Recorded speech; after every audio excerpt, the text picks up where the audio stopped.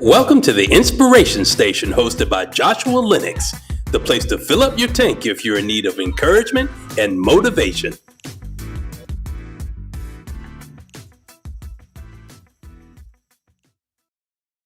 Hey, it's Joshua Lenox, the Inspiration Station. Y'all already know we upsize in 2025 all day, every day. Happy Friday to each and every one of you. Y'all, it is the 5th of September. It is the 5th of September. Oh, wait, it's the 3rd. We don't talk about the 5th with the Temptations. But anyway, hope that you all have been having a great day, an amazing day to all of you amazing and great people out there. I really want to jump into some stuff today. Going to be really quick, and I kind of want to do something a little different. So I'm not going to be with you too long, but I kind of want to do something in a conversational style. But before we go any further, I just want to say thank you to all of you who have continued to support the Inspiration Station.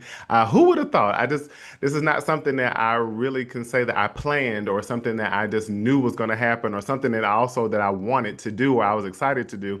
Not really, but let there be a revelation to you. Sometimes there are things in you that have already been ordained or laid out for you to even try, even if it's something that you don't stick with, but at the same time, things for you to try that you're going to do really well at. And again, like the word says, despise not small beginnings. But what I like to say is that you don't ever start small even if it seems that way. So you never know what things are inside of you that have been stirring up and maybe you're sitting on that people need to hear or need to see or need to experience or whatever that is. And something that you might not foresee, but it's something that's definitely lined up for your life. So thank you to everybody out there on YouTube Live, Facebook Live, Instagram Live, LinkedIn Live, and then also the listeners out there on Spotify, Apple, Audible, and Amazon. So I want to say hi to every one of you, and I hope that you all are doing very well. Said hi, hello to everyone. Again, thank you all for sharing and doing those things. And y'all, I know last episode y'all had to hear me have a little slow moment, but I just really didn't know when I'm seeing these live numbers, especially on YouTube. It's almost up to it's like 2.4 thousand people watching the Inspiration Station live. And I'm thinking like when the live is over, I'm like, why is this down here like saying 5 views? The devil is a liar. I saw it was 2.4, not knowing the live stream is different than the live stream is different than actual viewers after that. So I had to learn. The producer had to put me up on game. Thank you so much for that, Jason. But anyway, I also want to say this is your first time. The Inspiration Station is literally a nickname I was given, but at the same time, it was something I was told that I am a person who sends out signals in a sense that people need to hear. And it's like I know that they need to hear, which actually I don't always know what people need to hear. That is definitely just coming from the Lord and Him using me as just a willing vessel. But the Inspiration Station is not just about Joshua Lennox. It's not just centered on me at all. It's all of us. The Inspiration Station is you. Each and every one of you inspire many people. Anybody who's ever crossed your path, you have inspired. And also, you are a great inspiration to yourself. You look in the book of your life and you can read several chapters that will empower you and push you to go past any challenge or obstacle that you're currently facing because you always win. And as I always say, the only L's that we take are lessons. We never lose, okay? What do we do on the Inspiration Station? We're open, we're honest, we're vulnerable, not just with each other, but with ourselves, because oftentimes the relationship that we have with ourselves are often neglected. And we can put ourselves last if we're not prioritizing things properly or in a healthy manner. So we want to be open, honest, and vulnerable with ourselves. And that's with our good, our bad, our ugly, because all of it works for our good. Also, there'll be people that are coming on, and I'm getting there's some people lined up, y'all. It's just people are really booked and handling their business, and I love it. People are traveling. People are still kind of coming into this time of where we're going into the fall season, so the summer is, over. I know some of y'all are very bitter and upset about that. It's going to be okay. You're going to get another summer next year, okay? But there'll be several people coming on here to shine their light and give us some wisdom and some nuggets of their lives. And anybody you could think about from a distance that you've been heavily influenced by, people who you listen to on the radio, people who you grew up watching on television, some people you watch playing sports, whatever that is, or also just all of us are superstars, is what my thing is. Everybody's a superstar, no matter who you are, no matter what status you are, no matter about the wealth you have, the platforms, the opportunities, the skill sets, anything. Everybody is a superstar. Everybody is a star. Some of y'all might know that song. Some of y'all might not. If you don't know that song, you need to go get help. But anyway, but we'll be definitely doing some things coming up that I'm really excited about, especially since I relocated. There's some people I really want to interview, but they're not going to be on here. It'll be in person with them and have some fun with some of them. Some of them are nervous, but they'll be all right because they just never know what I'm going to ask. But want to jump in today really quickly. It's going to be a conversation style. I don't want to do this. I want to do something different. Just because, again, also when you're doing things, think about other ways you can convey messages, other ways you're able to execute your messages or what you're wanting your audience to grab a hold to. And what I want to say is today is just uh, how often are you tuning into your imagination? How often are you tuning into your imagination? You know, Temptation said, well, it was just my imagination. Come on, sing it with me, y'all. Running away with me. Oh, it was just my imagination running away with me. Y'all didn't know I wrote that song, right? I wrote that and they took it and, they really were like hating on me, so they didn't give me the rights or the royalties to things. And I'm still in court trying to fight that. You know, Barry Gordy, I love you, but I need my money. But anyway, on another, I think I'm in my imagination right now, right, y'all? But I want to ask you, as the song says, it was just my imagination running away with me. Where is your imagination taking you? And also, if we want to look on the other side of this, it's like, where is your faith taking you to? Because if we want to think about imagination, think back to being a kid. Everybody, close your eyes really quick. This is a Mr. Rogers moment. So close your eyes while I'm talking to you. But think back to when you were a kid and you didn't have any fear of who you wanted to become. Somebody, the common question was always, what do you want to be when you grow up? You could tell someone, I want to be a doctor. Yeah, and I want to operate on people and I want to see about people and well, I want to be a veterinarian because I like pets and I like dogs and cats and rats and everything else. Oh, I'm going to be an entertainer. I want to be like Michael Jackson. I want to travel the world. I want to sing. I want to dance. I want to perform. I want to be um, a poet. I want to be an author. I want to be a homemaker. Whatever it was. Oh, y'all, my computer is trying to do something. But you know what? I'm gonna have to grab this cord real quick because it's acting like it's about to die on us. So hold on one second. All right, I'm back.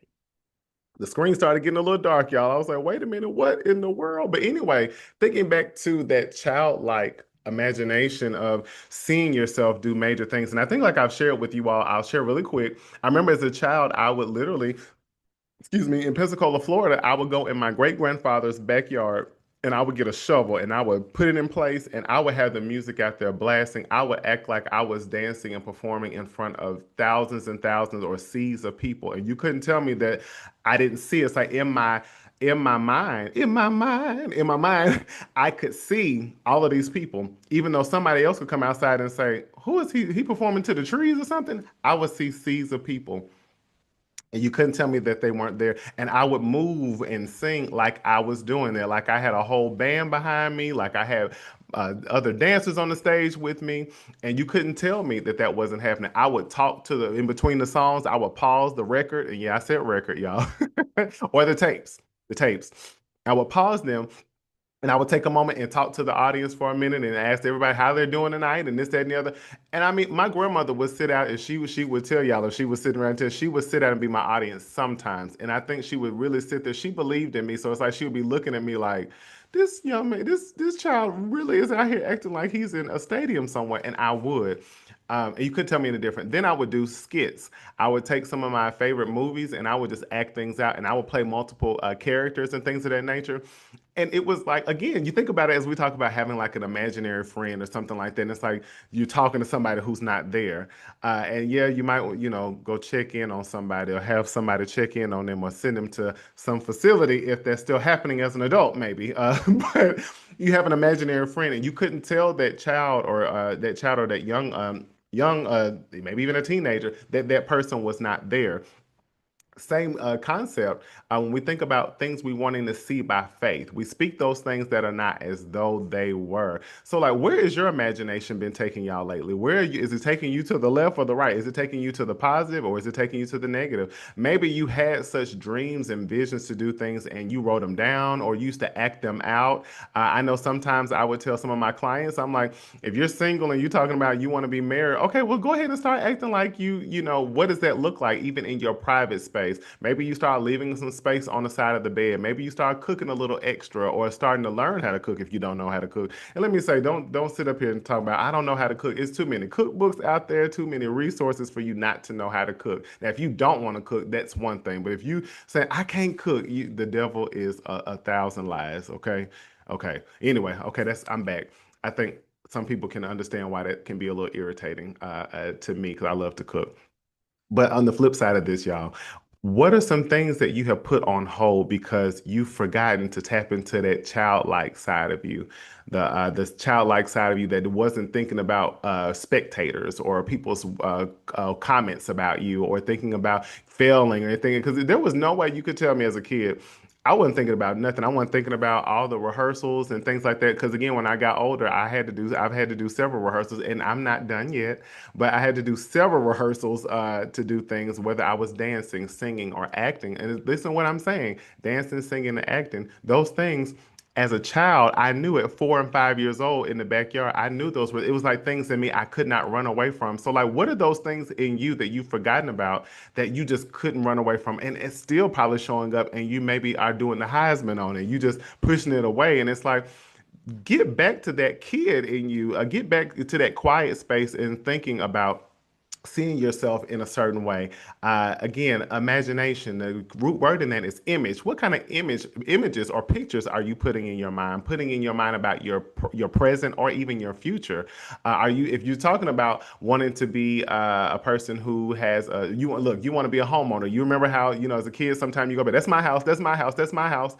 It was an imagination. You ain't even paid one bill yet. You still a child, ain't paid one bill, but you're talking about what's going to be your house. It hasn't come yet, but at the same time, I'm focused on that. So again, could it be that your imagination has been shifted, or again, your faith has been shifted because you've lost sight of what you used to focus on?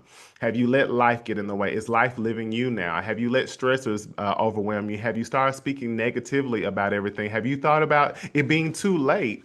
I believe it was the woman who played she was an elder in the movie Wakanda, and I can't remember her name, but I know she's an elderly woman in her 80s or something. Her 80s, her acting career did not start until then, but she always wanted to be an actress.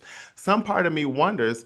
Was there anything that was hindering her up until that point to get there? Or maybe that was just the timing. Maybe it was such a time as that, is that she needed to be at that age to play that character. We'll never know. But at the same time, what we do know is she's now an actress.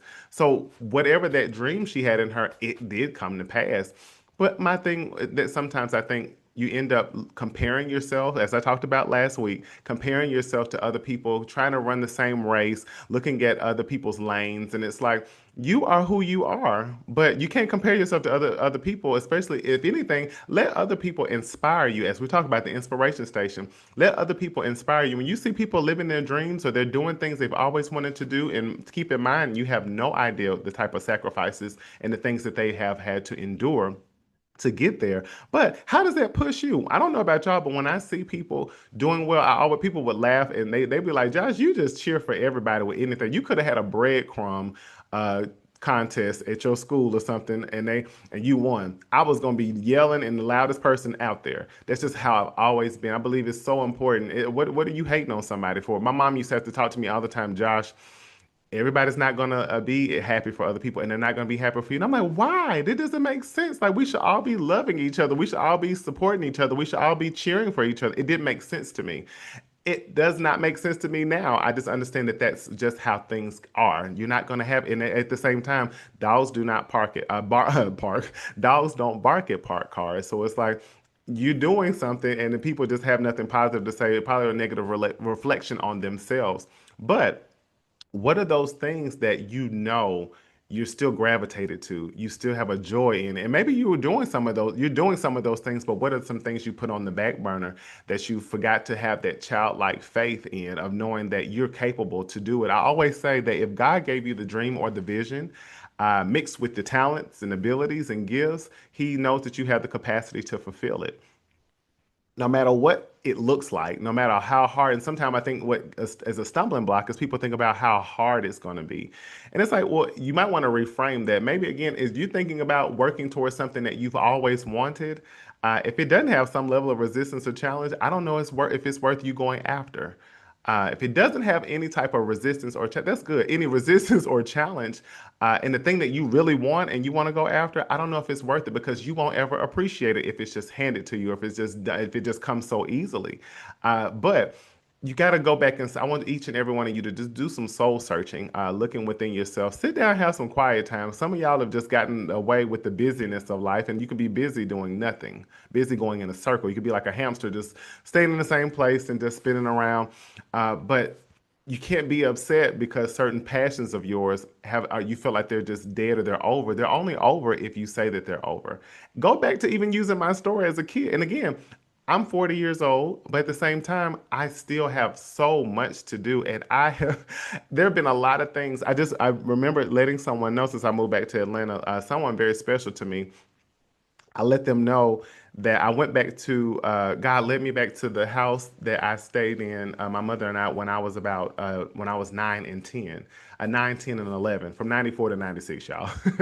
And I was just, going back through the neighborhood, and it made me really start to think about when I was a kid, do talent shows here in Atlanta, and how I was not afraid, and I'm still not afraid. I can be nervous at times, but that doesn't stop me. And I mean, once I get on the stage or hear that music or hear the band or I get that mic in my hand or whether I'm just acting or whatever it is, I come alive. And it's nothing. And even if I'm nervous, it's almost like it turns into an excitement, if anything. And I remembered that and going through that neighborhood, I was like, I remember those days looking in the window where I used to stay and I was like, practicing in my room. And I was fearless. And again, being fearless to do certain things doesn't mean that you won't have some nerves about it. Some things you are not unsure about or uncertainty sometimes, but you do it anyhow. But I also remembered one of the things that I believe was a blow to me is when I lived here from 2012 to 2015. A lot of my things that I had several tapes of me dancing in college. It was several. I mean, several. I mean, I did it for 4 years, so it was a lot. Also, me singing over the years, even when I was younger, I had tapes of me on when I was doing the news in Tallahassee, Florida, and I was the person they were only supposed to you're supposed to alternate each week, and I literally was able to do it all week. They kept me on all week, and I mean, the kids hated me. They wanted to fight me. They really did. I was like, I didn't have nothing to do with that.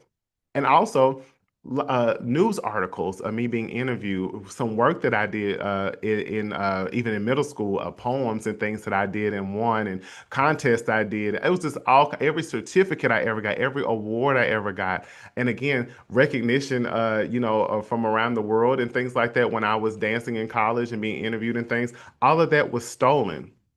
So I never had, and it kind of hit just when I said that, but a lot of that was stolen. At someone's house that I had my stuff in storage, their house was broken into, and I was like, why did they take this stuff? They didn't think to open it because they'd open it, they would have thrown it back down. They took it probably because of the bags they were in, and they did not find the people. So I was angry, furious, in pain, hurt because I'm like, all of that hard work that I did, those are things that are part of my dreams that I had as a kid that I was doing and living. And I felt like I had nothing to show for it. Now, there are clips of me out there on the internet and things like that, but nothing compared to all of the material that I had. That was also another pusher for me. That was something for me to keep going. And I didn't realize how much of a blow that was. But what I really do know about is that God will restore the years. And God told me, He said, I'm going to make up for this. And He said, and you're going to do greater than even what you've done. I'm thinking like people would ask me questions and I tell them about my life and stuff. And they'd be like, well, where is this and where's that? And I'm like, I can't, I felt like I didn't have anything to show for it. How am I tying that to what I'm talking about today with our imagination? All of those things that I accomplished were things that I wanted to do. They were in my mind. I had faith to do it. I had it was in my imagination. I just always saw myself performing. Every school I went to, I was performing. Whether I was singing in a choir or something, it was I was never just not doing. I was always doing. You had church and stuff like that, doing stuff in the community or whatever that was. But I was always doing that because I knew as a kid that was something that I knew I would go after. Now, did I know about counseling and being an author and coaching and all that stuff? Not really, but at the same time, when I look back, I was exposed to things that would tell me that those things would come to pass at some point as well. So, my homework to you all is to really go sit still for a moment when you get a chance. And again, where is your imagination taking you to? And also just reframing that or refocusing that and looking at where is your faith taking you to? Is your faith causing you or your imagination causing you to think negatively about fulfilling certain dreams and visions and things of that nature, utilizing your gifts, talents, and abilities at their full capacity? Or is it taking you back into that childlike place of saying, I'm not really about to focus about what obstacles and challenges might be ahead. I'm going to do this. I'm going to do this if I can see you. I think I remember Karen Clark Sheard saying on one of her songs, It's Not Over. She said, You got to see it before you see it, or you never will see it. Faith is the substance of things hoped for and the evidence of things not seen. And without faith, it's impossible to please God. So we all want to please Him, right? So why don't we get back to that childlike faith? And go back to that kid in you that wasn't worried about what people would have to say, wasn't worried about how much money you're going to need, wasn't worried about if you're going to have the resources or if people are going to like you or anything of that nature. You just did it or you had a gravitation to it because that's just what was inside of you. And again, if God put that vision, dream inside of you, He knows you have the capacity to fulfill it, even if you doubt it.